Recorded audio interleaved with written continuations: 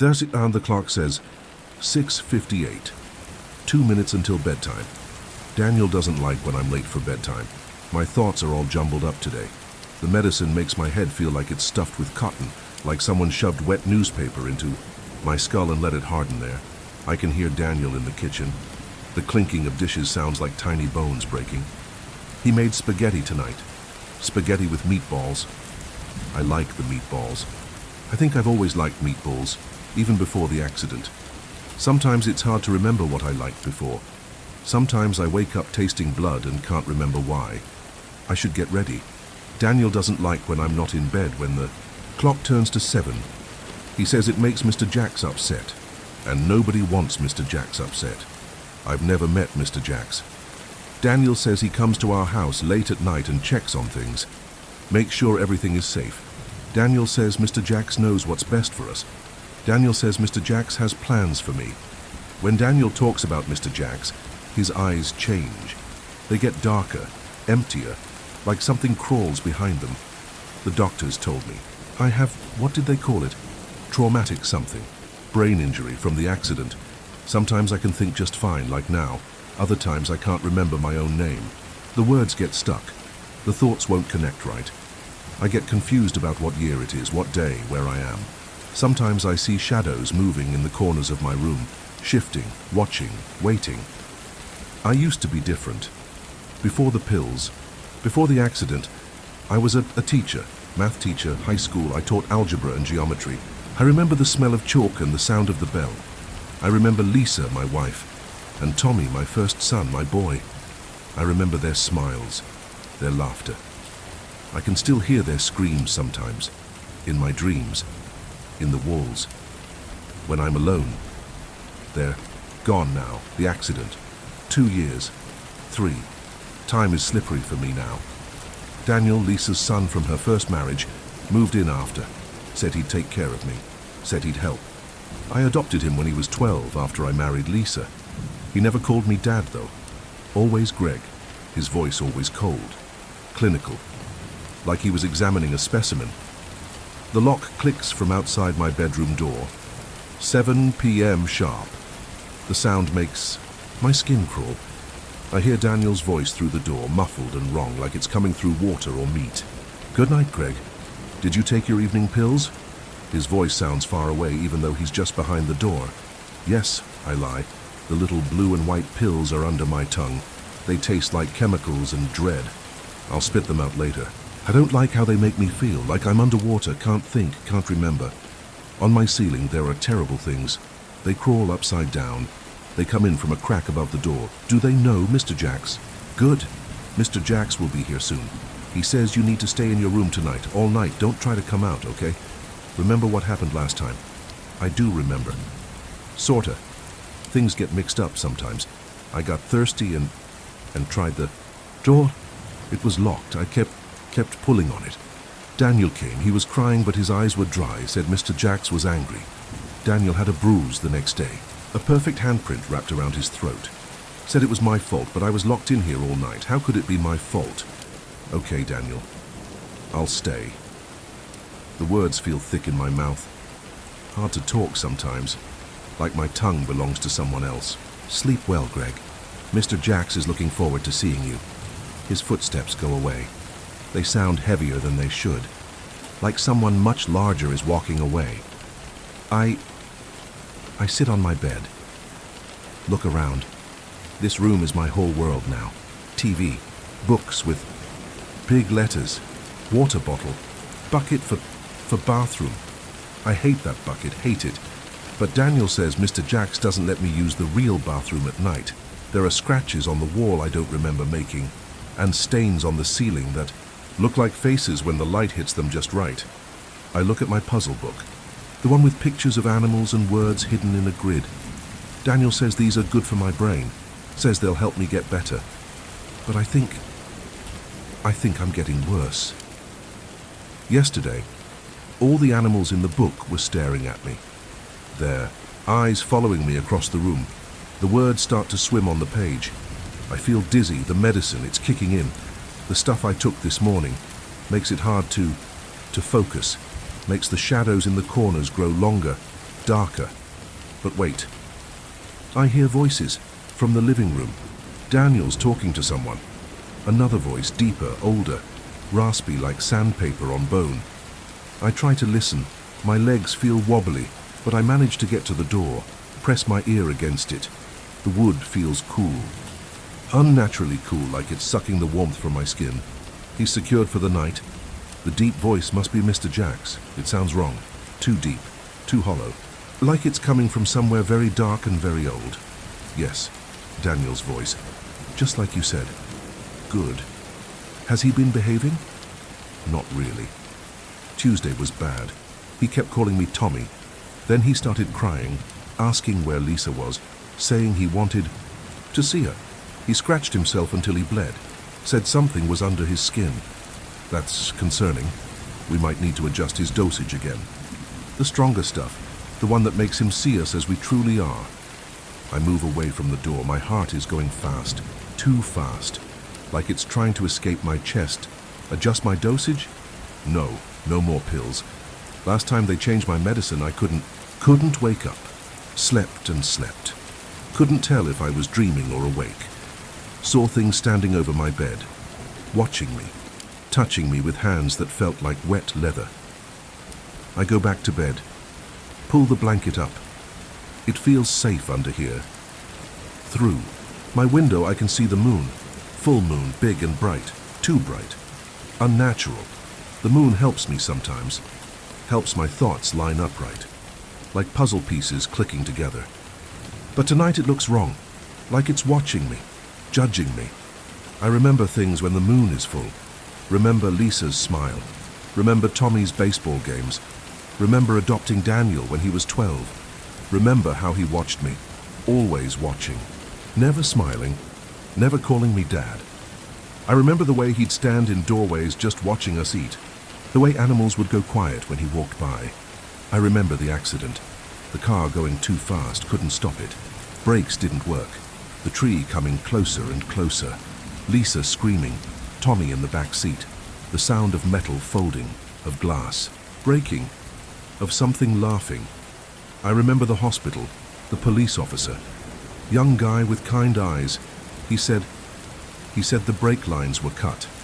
Someone cut them, but they didn't know who.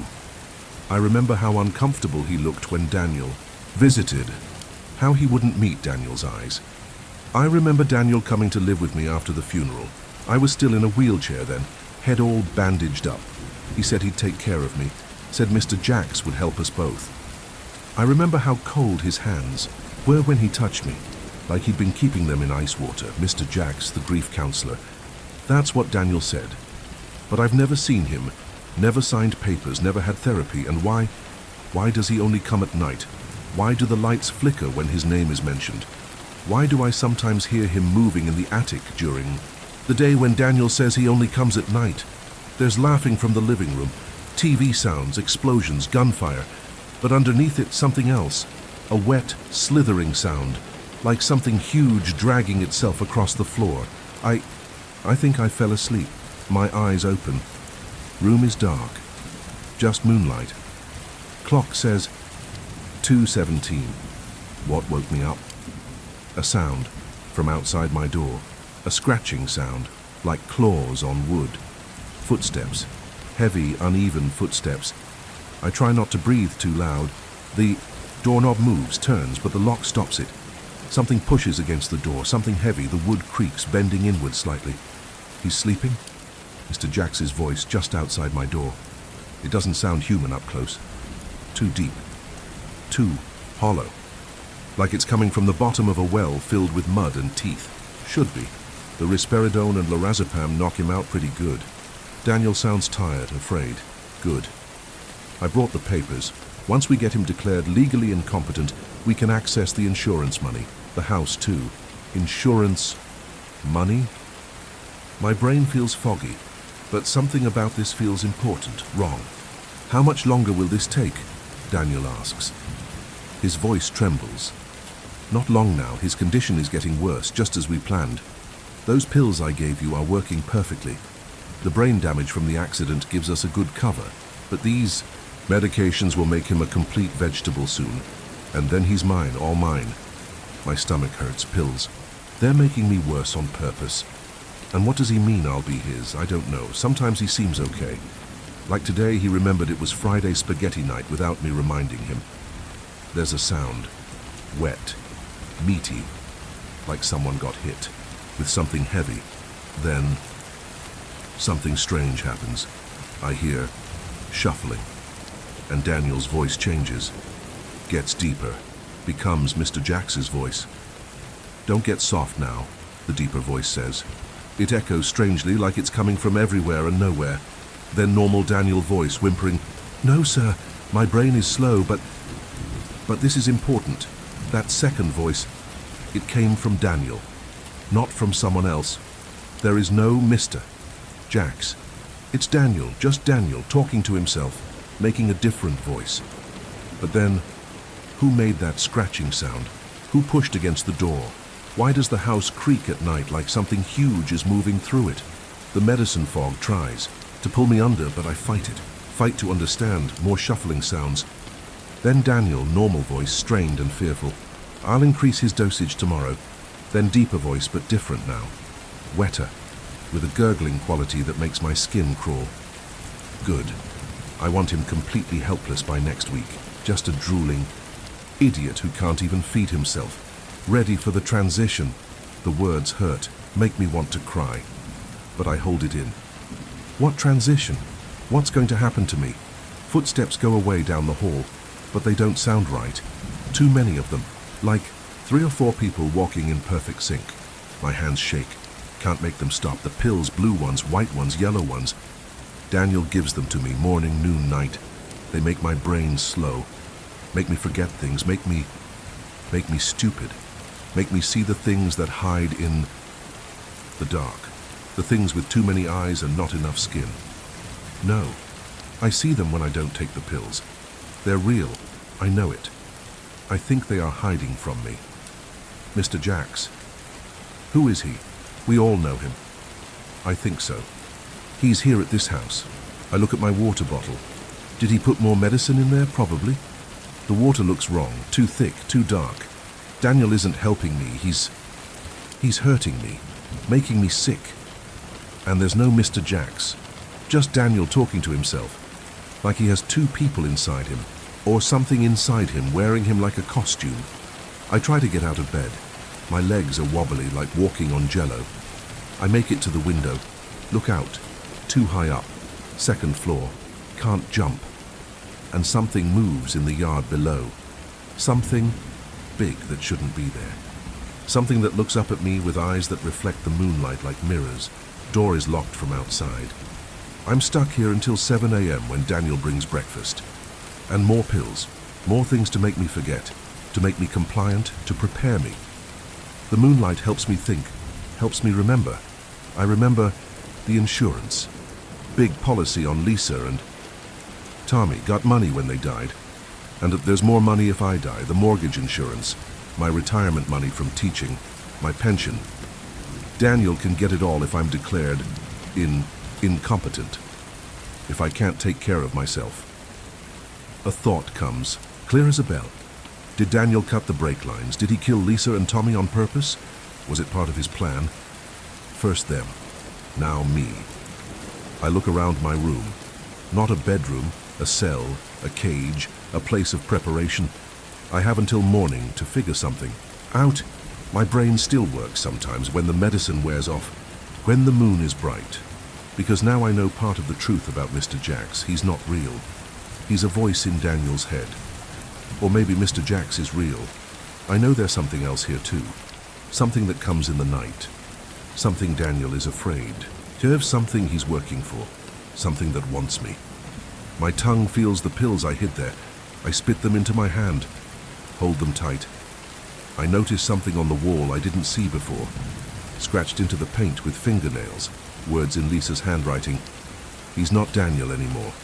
When 7 a.m. comes, I'll be ready. I might be damaged, might be slow, but I'm not stupid. But I wonder, what do I need to do to get Mr. Jax to let me leave? Mr. Jax. He is it. The one. The one who scratches at my door at night. The one who makes the house groan? The one who waits in the dark with patience that feels ancient and hungry? Not anymore. I can stand up to Mr. Jacks. Update. It's nearly 7 a.m. I can hear movement outside my door. Footsteps. Too many footsteps for one person. I've been up all night. Found more writing hidden in this room. Under the carpet. Behind the dresser. Lisa and Tommy were trying to warn me. Daniel isn't Daniel. Hasn't been for years. Something else wears him now. Something old. Something patient. Something that's been collecting our family one by one. My son Tommy left behind a drawing of Mr. Jacks. It's unlike anything I've ever seen. The door is opening now. Time to find out what Mr. Jacks really looks like. I didn't remember anything before the white room. Just the sterile smell of bleach and the gentle hum of a fan. I awoke on ice-cold floor tiles, face down in a puddle of my own drool. I remembered my name instantly. I was Mary. I was 38 years old. But that was it. I had no idea who I was or where I had come from. The room was stark white and clinical, with 4 TV screens in front of me. The screens were old, the kind from my childhood, with a built-in VCR, chunky and box-like. When I woke up, they were on. Standby. Static prickling across the glass. I demanded where I was, my mouth filled with rotten, tasting ick. Silence. The buzzing lights above flickered off, leaving me in the dark, disoriented, and, I guess, forced to look at the 4 screens. Below them sat a small glass table with a steaming cup of coffee and a single cookie. For a while I was too scared to move. I sat on my knees trying to remember anything about my life. But like broken puzzle pieces, I had come apart, unraveling, left only with my name and age. Was I suffering from memory loss? I checked myself over, testing for a head injury. I knew exactly how to perform health checks, almost obsessively checking for concussions. That told me something. I was in the medical field, perhaps. But this felt personal somehow. Too personal. This felt, oh God, like I had done this before. And just like those times, revulsion crept up my throat, panic twisting in my gut. But I didn't know why. I didn't know why I felt sick to my stomach, why my cheeks burned, why my hands trembled. I was used to checking for bumps and scrapes. I knew exactly where to prod my scalp, running my fingers down my skull, but I was fine. I tried to escape. There were 2 cameras on the ceiling, which meant I was being observed, and my instincts screamed at me to get the fuck out. At that point, I didn't care how. I tried the door, locked. I screamed to be let out. Again, silence. Heavy, suffocating silence that was too loud. That captured my every breath, making me too aware of my frenzied gasps. I noticed a pile of tapes sitting on the VCR player. I crawled forward and grabbed the first one at the top of the pile. FEB 2024 was scrawled in block capitals across the label. I felt like I was in a trance, like something was compelling me. The tape felt right in my clammy hands, as if I had held it before. I slid it into the machine and pressed play. The screens flickered on. A room full of kids, teenagers. They looked like college students or high school seniors, 17 or 18 years old. The room was identical to mine, but smaller. The same 4 white walls, but unlike my room, theirs was empty. No TV screens, no coffee or food. Just blank white walls staring back at them, and a single bucket for a toilet. I had no idea how long they had been inside, but when one of them, a blonde girl with a high ponytail, jumped up and began throwing herself at the walls, panic clawed up my throat. This was the start. The girl started screaming.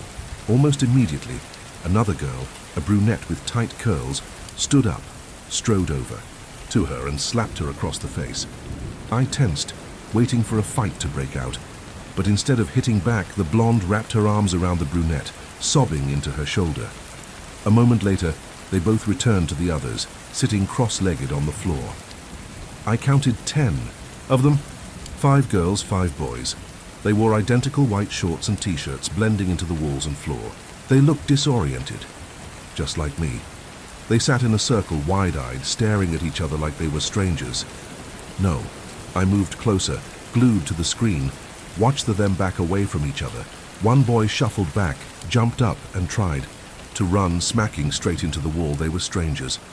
I wasn't even sure they knew their own names. My heart felt like it was lodged in my throat. Were they nearby? Were they in the next room? If they were in the room next to mine, then we could help each other. Already I was slamming my fists against the door, then the walls, screaming for help. "Hello?" I shrieked, before my cry died in my throat, and I almost fucking laughed. I wasn't watching a live tape. The realization slowly settled in, like cruel pinpricks sliding into me. I turned back to the screens, stumbling over and grabbing the second. Tape Mar 2024. Something thick and slimy filled my mouth. I placed the tape back on the pile, forcing myself to stay calm. I was an adult, and these kids, wherever they were currently, needed my help. That's what I kept fucking telling myself. But every so often my gaze would find the screens once again, and I felt myself unraveling. The footage was recorded last year, and the pile of tapes were clearly documenting their captivity. Sure, they could have been rescued, I told myself. But if these kids were safe, I wouldn't have been kidnapped. I was already putting the pieces together. Whoever took me wanted me to watch these teenagers inside this white room with no door, no escape, no food. Instinctively, I drank the coffee and ate the cookie. Whoever these people were, they weren't interested in hurting me. They wanted to hurt these teenagers. The coffee was lukewarm and the cookie tasted familiar somehow.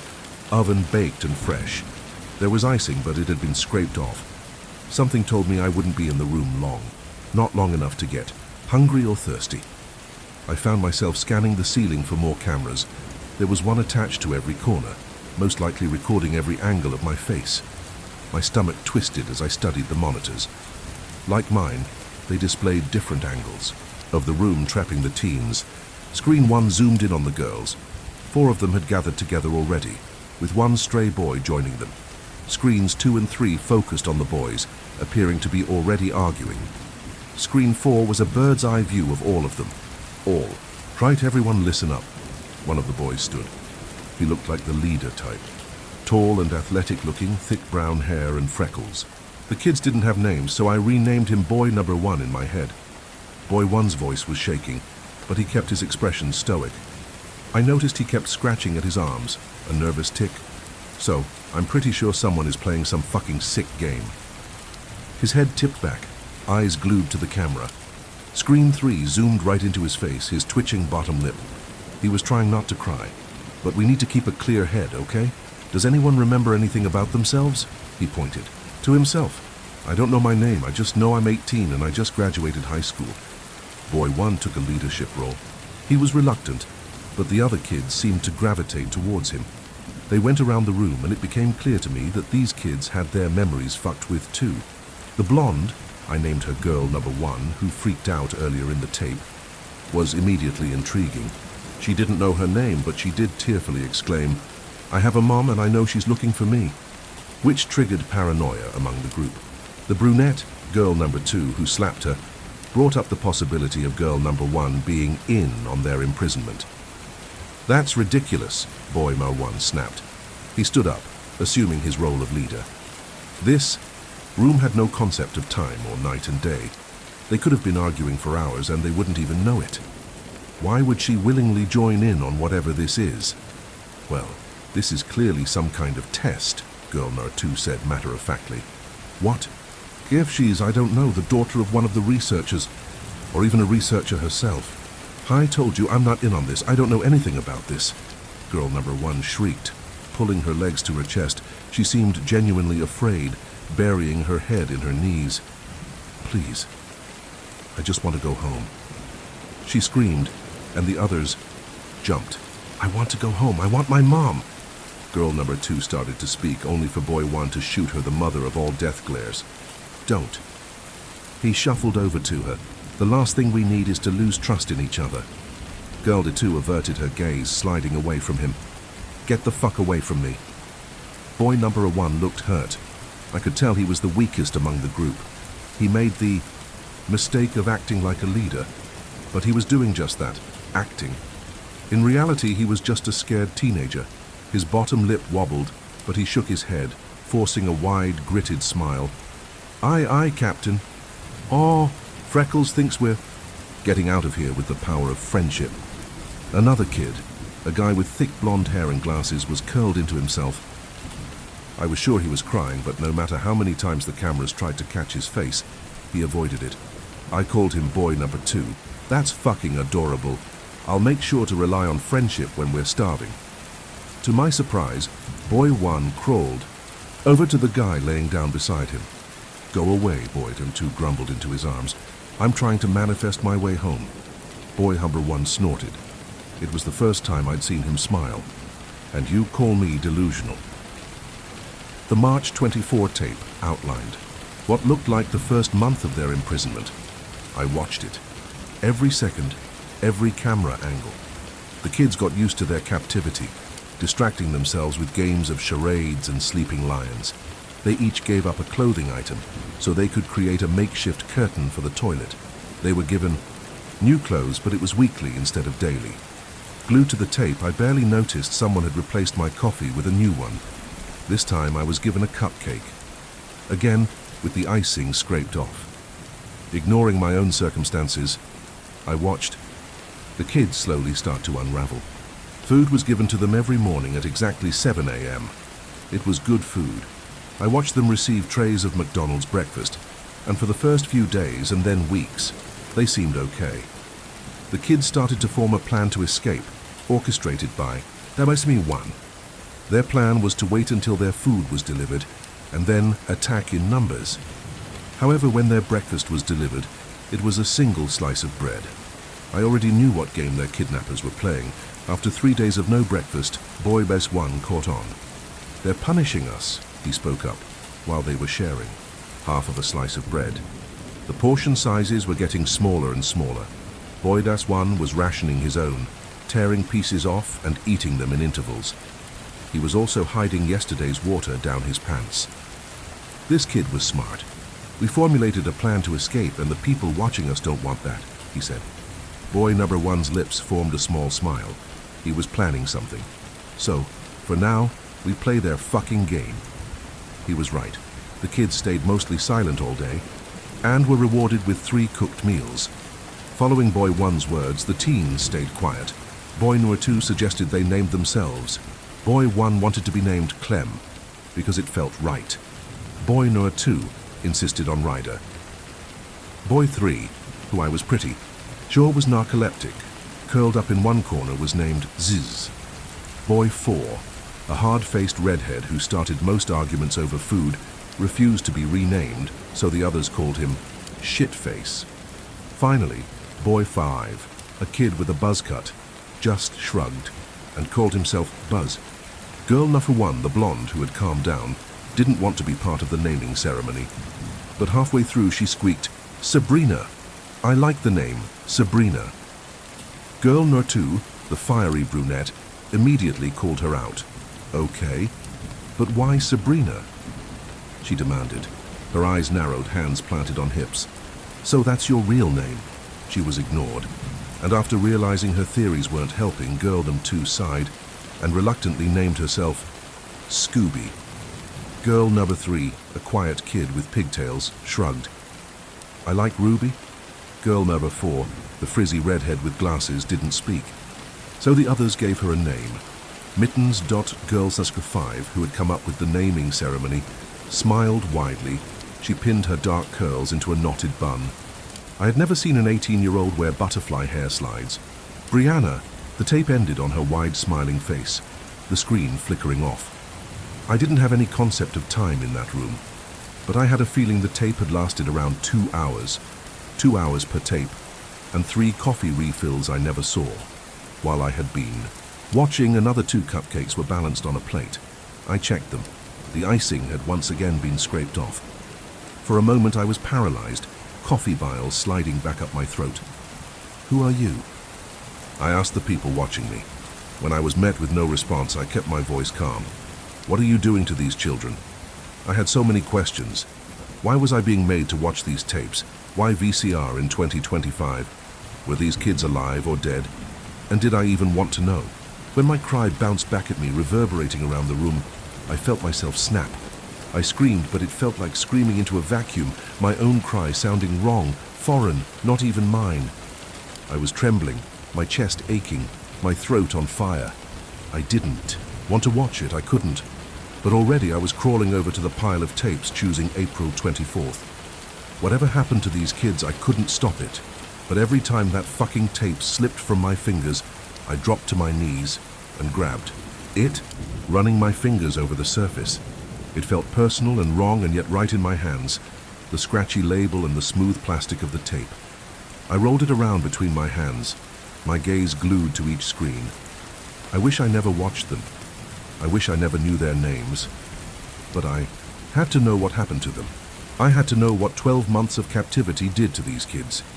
Feeling sick to my stomach, I slid in April 24th. The screen flashed blue before flickering to life on a still shot of Boy 1, Clem, with his ear pressed to the door. The others were gathered around, sitting in a semicircle. I had missed several days. The kids looked worn out and tired, their clothes filthy and torn up. There was a giant crayoned rainbow on the far wall. Mittens, girl 4, was playing with a green crayon, sticking it in her mouth like a cigarette. I guessed. They were given them. It's here. Clem stumbled back, and my gaze found him once again, his eyes wide.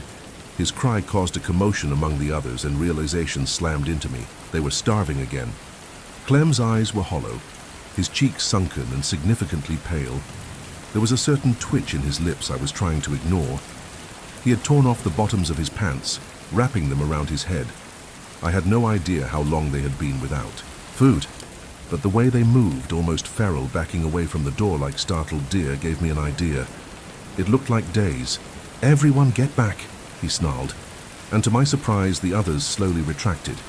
Clem really was a leader, glaring down the others until they stepped back. Scooby, girl number 2, squeaked in delight when the food was delivered through a slot in the door. 6 bags of steaming Five Guys. But the delivery wasn't finished. When they were all tearing into their meals, something else was slid through. I barely even noticed it myself. I was too busy watching Clem eating like an animal, stuffing fries down his throat. He was going to choke. I felt uncomfortable, my hands shaking like I could reach through the screen and snatch his burger off of him. The boy was ravenous. I didn't understand why I felt physical pain in my chest. I had only known these kids for a few hours, and already I was attached to them. I snapped out of it when the second delivery hit the ground, startling the kids. It hit the sterile white floor tiles with a bang, a pickaxe. I felt the phantom legs of a spider entwine around my spine. Clem dropped his burger and stood slowly. "Don't go near it." Girl 1, Sabrina, shrieked. Clem didn't listen to her, and something twisted in my gut. He picked it up, the thing weighty in his hands, then hurled it at the wall. "Fuck you," Clem spat, his gaze flicking to camera 3. I felt a visceral reaction running through me, shuffling back on my knees. Then, unexpectedly, he broke into a manic grin. "We're not that crazy yet." With a mocking bow, he returned to his meal, and the others fell in stride with him. Nobody mentioned the pickaxe, and each kid seemed relatively adjusted. They played games, drawing on the walls, resorting back to children. I noticed Shitface, Boy 4, inching towards the axe, but he just laughed when Clem backed him into a corner. Shitface shoved him back, maintaining a wide grin. "Relax, Freckles, I'm joking around." The girls, however, who had formed a tight-knit group, kept their distance. When the next day came around, I think they were expecting no breakfast. And they were right. "It's okay," Clem reassured them. "We ate yesterday, we should be okay for a while." Sabrina nodded, perched in Scooby's lap. "He's right, they'll feed us eventually." They were wrong. 3 days passed with no food and limited water. I think they were drinking from the toilet. And fights were starting to break out. Clem was sharing what he'd managed to scavenge, but I could see it in their faces. They were starting to lose their balance, growing delirious. Sometimes their wandering gazes found the pickaxe still lying on the floor. They looked away quickly, but it was clear these kids were starting to get desperate. The lights flickered off, plunging them into darkness. I could still see them through what looked like night vision, but the kids were blind. They gathered together in one corner, led by Clem. "It's okay," he kept telling them, his voice shuddering. "We can get through. Shall this?" Another day without food or light, the majority of them too hungry to move, and Shitface, Boy 4, finally snapped. "They're not going to feed us," he announced, slowly getting to his feet, swaying off balance. He stumbled, and alarm bells started ringing in my head. unless we use it. Clem stood, but Boyd too, Ryder, the sandy-haired kid, yanked him back down. "He's doing it on purpose, bro," Ryder muttered, his eyes half-lidded. He was the peacemaker. Dude just wants fucking attention.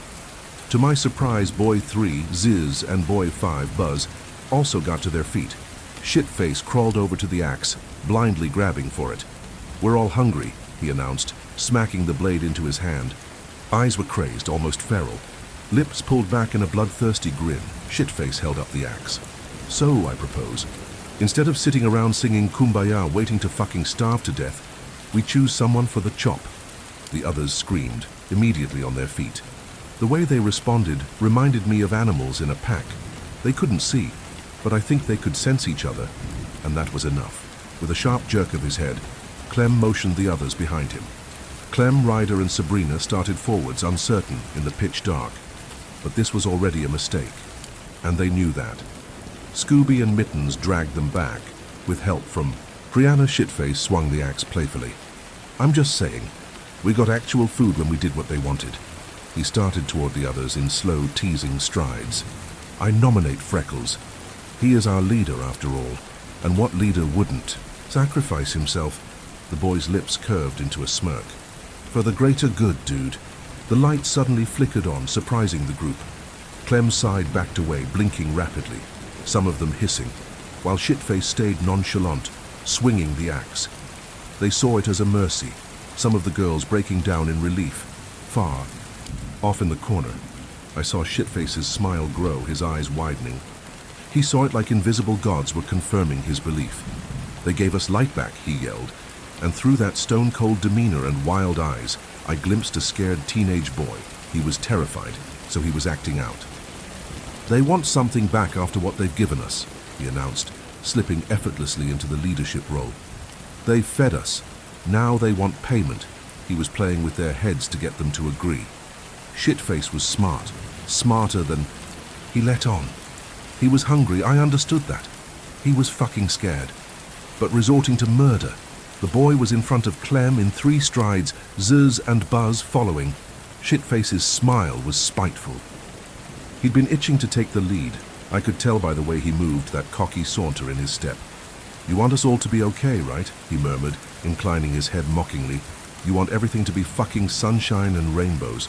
So why not take one for the team, oh fearless leader?" He dropped to his knees, dramatizing a cry. "Please, oh leader, must you let us suffer? We are your followers, after all." Clem didn't move. Sabrina stood behind him, pressing her face into his shoulder. "Ignore him," she murmured. "Just get back." Clem gently shook her away with a defeated sigh. "Okay, fine, you're right," he told Shitface. "Give me the axe." Shitface's expression crumpled with confusion.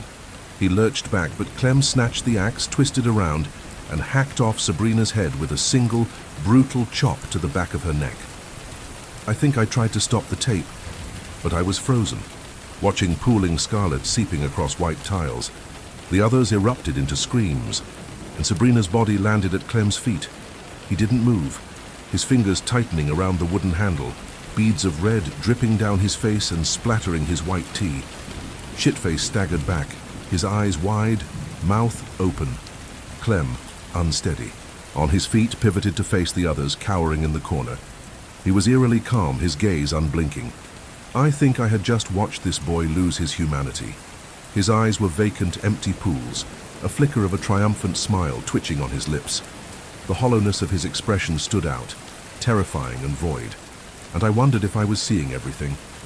The tapes had been strategically recorded. I had no doubt there was missing footage. If they don't feed us, then we will feed them. I felt like I was going to puke.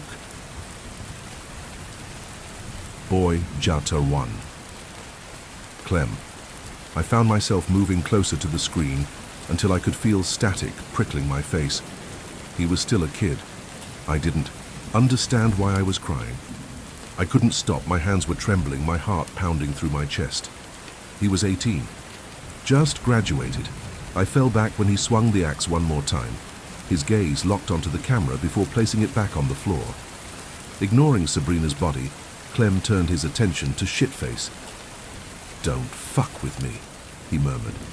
Before, he dragged himself to a corner, dropped to his knees and curled into a ball.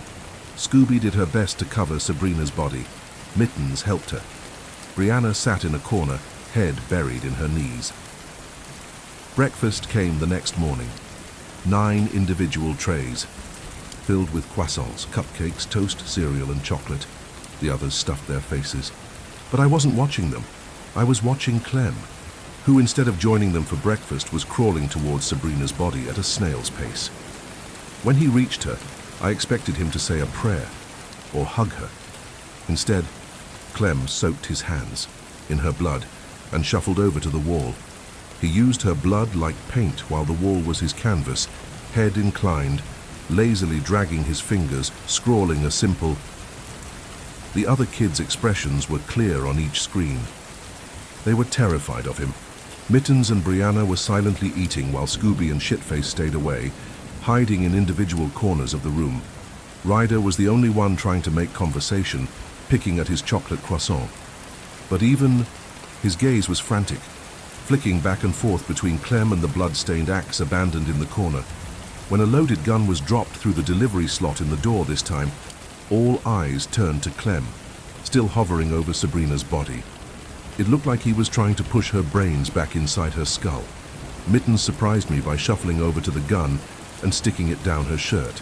She nodded to the others, and to my confusion, they seemed to go along with it. Ryder dropped a plate of food in front of Clem. "Eat, dude." He pulled a face. "What the fuck are you doing?" "Didn't we get another weapon this morning?" Clem asked, sitting up with a sigh. Something acidic filled my mouth. He was smearing her blood all over his face. Ryder didn't reply, and the teenager turned to the others. I said, "Did we get another fucking weapon?" "Nope." Shitface spoke up from his corner. "No need for frontal lobotomies today, oh fearless leader." Clem slowly inclined his head, and the lights flickered off once again. These kidnappers were clever. They were using the lights as a form of communication. No. I was already choking on my words when Mittens dropped the gun with a squeak. Before I knew what I was doing, I slammed my fists into the wall. "Stop!" I shrieked, my mouth full of bile. What was that? Clem's voice sent my heart into my throat. On screen, his gaze was on the camera, directly at me. There was no way he could hear me. This was pre-recorded footage from a year ago, and yet... "What was what?" Ryder murmured with a nervous laugh. "Can you hear something?" I threw myself into the walls, screaming. They could hear me, but that was impossible. That. Clem staggered to the wall, pressing his ear against its sterile white. His eyes narrowed, his lip curling. "It's a woman." With the group's attention on the cameras, I grabbed the coffee cup, hurling it against the wall. "Hello," I yelled. "It's okay. I'm going to get you out of there." The tape stopped with 9 pairs of eyes trained on camera 4. I felt myself hit the ground, my head spinning. There was no way they could hear me. No way. I slid back over to the tapes, kneeling in freezing cold coffee. Feeling suffocated, I shoved the May 24 tape into the player. Blank. The screen was white. It was playing, but there was no footage. Panic started to slither down my spine, contorting in my gut. I ejected the tape and slid in June 24th blank. The screen this time was bright blue, reflecting in my face. By now, I was scrambling, grabbing. July 24th. They were all blank of footage. Empty. I went through August 24 and September 24th. I think at this point, it was starting to hit me. Was April 24th live? I left the screens, this time pounding on the door. "Hello?" I cried, punching the wall until my fists were bleeding. "Can anyone hear me?" When my lights went out, the screens flashed from bright blue to a single still image. Clem. His face was projected on all 4 screens, his wide, grinning mouth, his hollow eyes. Behind him, the walls had been smeared scarlet, entrails dripping from the ceiling. I could see bodies behind him, but I couldn't make them out. He inclined his head slowly, a mockery of a bow, as blood seeped down his chin. Stringy red tangled in his hair, and atop his head sat a crown of something stark and jagged, glittering in the dim white light. I tried 6 months' worth of tapes, all the way to March 25th, but every single one was just Clem grinning at the camera. Sometimes, he would paw at it like an animal, fleshy red clinging to his teeth. December 24th was more lively. He skipped around the room, slipping in blood, giggling for almost 6 hours straight before going back to the camera, back to me. When I ejected the last tape, the door clicked open. I reached for the tapes, but a voice startled me. "Leave them, Mary." I did, slowly walking out of the room. I was on a long white corridor and drinking in each door. Those kids could have been behind one of them. Before I could check them out, a fire door was opened, and I was ushered outside where a car was waiting. I got inside with no question, and the car drove me. Home, home.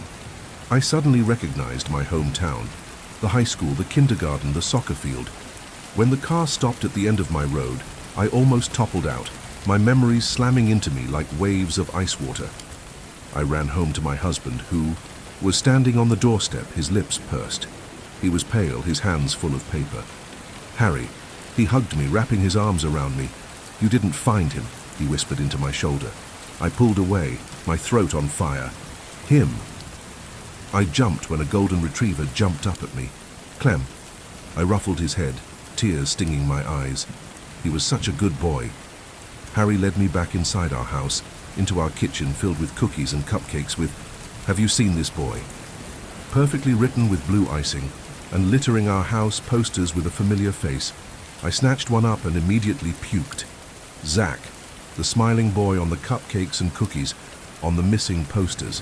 I knew how to look for bumps and scrapes, because I was used to them. I was used to checking for concussion when my baby was knocked over on the football field. I wasn't in the medical field. I wasn't a doctor. I was a mom.